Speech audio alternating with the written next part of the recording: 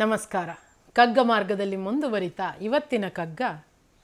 ಸರಿಗೆ ಪಂಚೆಯೋ ಹೊದಿಕೆ ಹರುಕು ಚಿಂದಿಯೋ ಮೈಗೆ, ಪರಮಾನ್ನ ಭೋಜನವೋ ತಿರುಪೆಯಂಬಲಿಯೋ, ಪರಿಣಾಮದಲ್ಲಿ ಧನಿಕ ಬಡವರಿರ್ವರೂ ಒಂದೇ, ಕರುಬು ಕೊರಗೇತ ಕೆಲೋ ಮಂಕುತಿಮ್ಮ.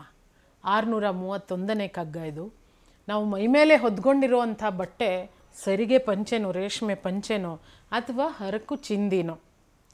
ಪರಮಾನ್ನ ಭೋಜನವೋ, ಏನೋ ಅದ್ಭುತವಾದ್ದೇನನ್ನೋ ತಿಂತೀವೋ ದಿನ ದಿನ ನಾವು, ಅಥವಾ ತಿರುಪೆಯ ಅಂಬಲಿಯೋ. ಪರಿಣಾಮದಲ್ಲಿ ಧನಿಕ ಬಡವ ಈರ್ವರೂ ಒಂದೇ, ಇಬ್ಬರು ಒಂದೇನೆ. ಕರುಬು ಅಂದರೆ ಹೊಟ್ಟೆ ಕಿಚ್ಚು. ಕೊರಗು, ಅಯ್ಯೋ ನನಗಿಲ್ವಲ್ಲ ಛೆ ಅಂತ ಕೊರಗು. ಎರಡು ಬೇಕಾಗಿಲ್ಲ ಅಂತ, ಎರಡು ಇರ್ರೆಲೆವೆಂಟ್. ಯಾಕೆ ಅಂತ ಅಂದರೆ, ಸಂತೋಷ ಅನ್ನೋದು ಮನಸ್ಥಿತಿ, ಸುಖ ಅನ್ನೋದು ನಮ್ಮ ಮನಸ್ಥಿತಿ. It's a state of mind.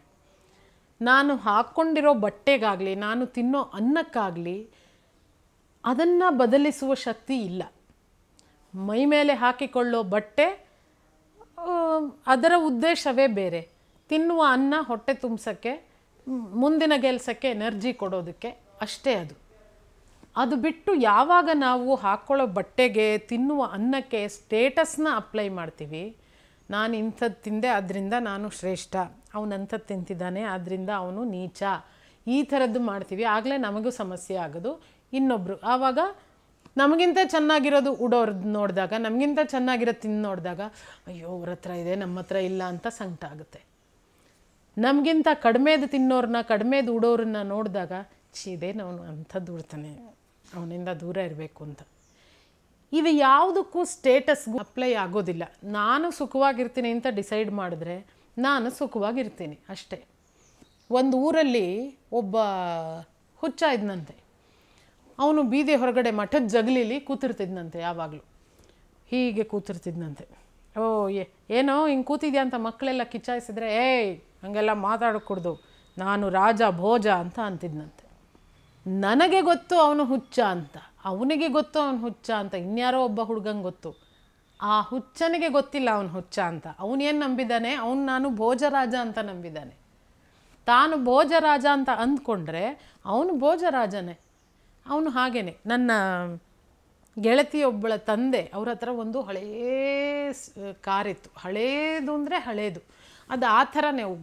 Car ಓಡಿಸುವಾಗ ಕಟ ಕಟ ಕಟ ಅಂತ ಎಲ್ಲೆಲ್ಲಿಂದನೋ ಸದ್ದುಗಳು ಬರೋದು. ನಾವೆಲ್ಲ ಅವ್ರನ್ನ ತಮಾಷೆ ಮಾಡ್ತಾಯಿದ್ವಿ.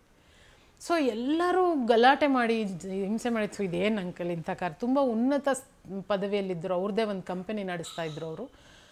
ಎಲ್ಲ ಗಲಾಟೆ ಮಾಡಿ ಅವರಿಗೆ ಒಂದು ಹೊಸ ಕಾರ್ ನೀವು ತೊಗೊಳ್ಳೇಬೇಕು, ಇದು ಯಾಕೆ ಇಂಥದ್ದು ಓಡಿಸ್ತಿದ್ದೀರಾ ಅಂತ ಹೇಳಿ ಅವ್ರಿಗೆ ಹೊಸ ಕಾರ್ ತೊಗೊಂಡ್ರು. ಅವರು ಮನೆಯವರೆಲ್ಲರ ಒತ್ತಡಕ್ಕೆ ಮಣಿದು ಒಂದು ಹೊಸ ಕಾರ್ ತೊಗೊಂಡ್ರು. ಆ ಕಾರಲ್ಲಿ ಅವರೆಲ್ಲೋ ಮಗಳನ್ನ ಡ್ರಾಪ್ ಮಾಡಿ ಕಾರಲ್ಲಿ ಕೂತ್ಕೊಂಡಿದ್ರಂತೆ.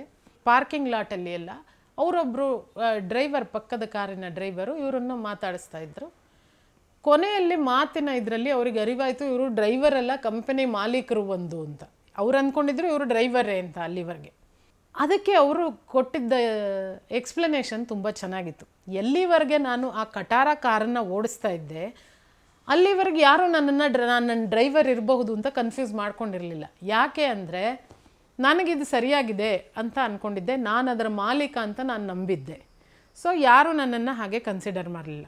ಹೊಸ ಕಾರು ತೊಗೊಂಡಾಗ ನಾನು ಅದಕ್ಕೆ ಫಿಟ್ ಆಗ್ತಾ ಇಲ್ಲ ಅಂತ ನನಗನ್ನಿಸ್ಬಿಡ್ತು. ಸೊ ನೋಡೋರ್ಗೂ ನಾನು ಡ್ರೈವರ್ ಥರನೇ ಕಾಣಿಸ್ತೆ.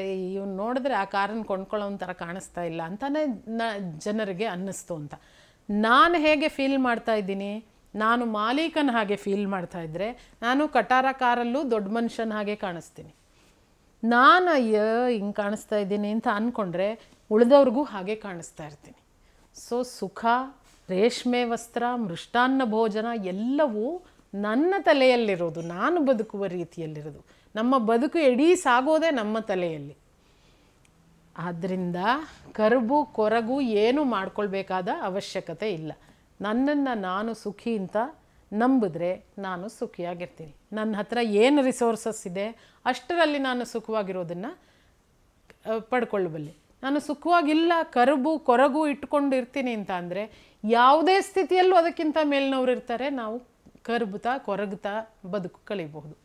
ಆಯ್ಕೆ ನಮ್ಮದಾಗಿರುತ್ತೆ. ಮನಸ್ಥಿತಿ ಯಾವುದು ಅದನ್ನು ನೋಡಿಕೊಂಡು ನಾವು ಬದುಕೋಣ. ಎಲ್ಲರೂ ಸುಖವಾಗಿರೋಣ, ಎಲ್ಲರೂ ರಾಜ ಭೋಜನ ಹಾಗೆ ಬದುಕೋಣ. ಮತ್ತೊಂದು ಕಗ್ಗದಲ್ಲಿ ಭೇಟಿಯಾಗ್ತೀನಿ. ನಮಸ್ಕಾರ. ಅನುಕ್ಷಣದ ಸುದ್ದಿಗಳಿಗಾಗಿ ವಿಸ್ತಾರ ನ್ಯೂಸ್ ಯೂಟ್ಯೂಬ್ ಚಾನೆಲ್ ಸಬ್ಸ್ಕ್ರೈಬ್ ಮಾಡಿ. ಹೊಸ ಸುದ್ದಿಗಳ ನೋಟಿಫಿಕೇಶನ್ಗಾಗಿ ಬೆಲ್ ಐಕಾನ್ ಕ್ಲಿಕ್ ಮಾಡಿ.